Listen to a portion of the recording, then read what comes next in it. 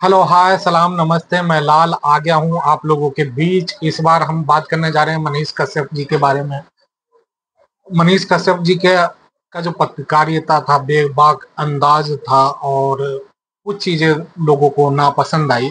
यकीनन जब हम कुछ करते हैं तो उसमें कुछ अच्छाइयाँ होती है और कुछ ऑटोमेटिक कुछ न कुछ ऐसा आ जाता है जिसे लोग नापसंद करते हैं।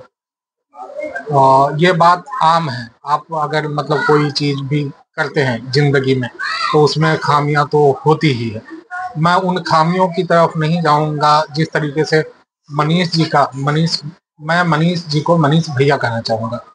मनीष भैया का जिस तरीके से पत्रकारिता का सफर रहा है, यकीनन वो बहुत ही अच्छा था, लाजवाब था। थोड़ा सा हम उसमें से मतलब हिंदुत्व को हटा देते या जो संघ की सोच थी उसे हम हटा देते या बीजेपी की जो सोच थी, एक जो मोदी लहर जो चला था उस लहर को थोड़ा सा हटा देते, वो जो एक ठाकुर वाला जोश है उसे थोड़ा सा जो हटा देते, तो आज एक नायाब पत्रकार इस संसार को मिलता, इस पूरी कायनात को एक नायाब पत्रकार मिलता। लेकिन हम हमेशा से जिस कम्युनिटी से बिलोंग करते हैं वहाँ का वेशभूषा और विचारधारा हम पे थोड़ा हावी होता है। हमने अक्सर देखा है पुराने इतिहास में कि ठाकुर हमेशा अपनी मन की करते हैं और संसार को अपने इशारे पे चलाने की कोशिश करते हैं। ये जन्मजात कुछ चीजें लोगों के अंदर आ जाता है और जहाँ लोगों की परवरिश होती है या जहाँ वो रहते हैं वहाँ की बातचीत बोलचाल में जो दबंगई होती है वो भी लोगों के विचार में आ जाती है। मुझे लगता है कि पत्रकार बनने से पहले मनीष भैया को थोड़ा सा ये सोचना चाहिए था कि हमें क्या क्या निकाल देना है खुद के अंदर से। मनीष भैया उठ करके सीधे आए और जो उनके पास था, जो विचारधारा थी, जो बातचीत का तरीका था, जो लहजा था, वो सब लेकर के आए और इससे बहुत सारे लोग आहत हुए, तकलीफ पहुंची और उनको पसंद करने वाले लोगों की तादाद धीरे धीरे घटने लगी और उनसे नफरत करने वाले लोगों की तादाद बढ़ने लगी। पटना जो मेडिकल कॉलेज में जो इनके साथ हुआ, हॉस्पिटल में एक लड़की के केस में वो गए थे सिफारिश ले करके कि हॉस्पिटल में डॉक्टर उनके साथ क्या कर रहा है, और उस जगह जो हादसा हुआ है वो मुझे बहुत अफसोस है। मनीष भैया के साथ ऐसा नहीं होना चाहिए था, लेकिन चूंकि हुआ। अब हम लोग अक्सर ये मानते हैं कि कोई ऐसी घटना जो आपका हृदय बदल देती है, जो आपका सोचने का नजरिया बदल देती है, जो आपके सोचने का तरीका बदल देती है।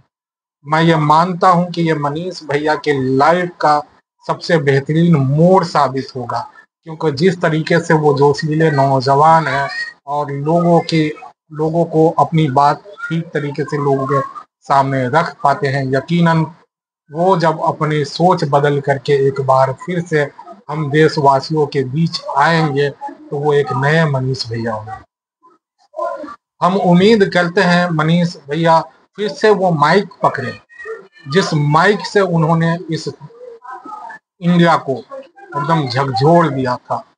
यकीनन उन्होंने जो माइक पकड़ा था, हर बिहार के बच्चे बच्चे के अंदर एक शौक पैदा किया था कि हमें मनीष बनना है, हमें मनीष कश्यप बनना है। लेकिन होता है, अक्सर ये होता है कि हम आगे जब चलने लगते हैं तो हमें ऐसा लगता है कि हमारे साथ बहुत सारे लोग हैं, लेकिन जब अचानक से हमें ऐसा लगता है कि हमें पीछे मुड़ के देखना चाहिए कि हमारे पीछे कौन है, तो कोई खड़ा नहीं मिलता है।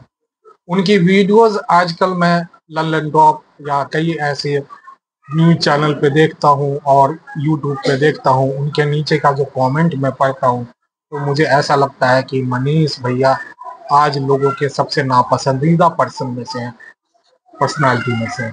लेकिन मैं ये उम्मीद करता हूँ कि मनीष भैया रिटर्न होंगे, वापस आएंगे और वो बताएंगे कि उनका हृदय परिवर्तन हुआ है, उनकी विचारधारा बदली है और वो बिहार को बदलेंगे, इस देश के सोच को बदलेंगे। और इतने दिनों में उन्होंने जो एक्सपीरियंस किया है, जो उन्होंने सहा है, समझा है, और इससे जो उनके अंदर क्वालिटी बिल्ड हुई होगी, यकीनन वो बहुत बेहतरीन हुई होगी। मैं इस बात पे यकीन रखता हूँ, और मैं यकीन रखता हूँ कि वो एक अच्छे पत्रकार के तौर पे, एक अच्छे राजनीतिज्ञ के तौर पे, एक अच्छा राजनेता के तौर पे अपने आप को स्थापित करेंगे बिहार और इस देश में। मेरी शुभकामनाएं उनके साथ है, और मैं ये कोशिश करूंगा कि मनीष भैया फिर से अपने हाथ में माइक थामे। Thank you.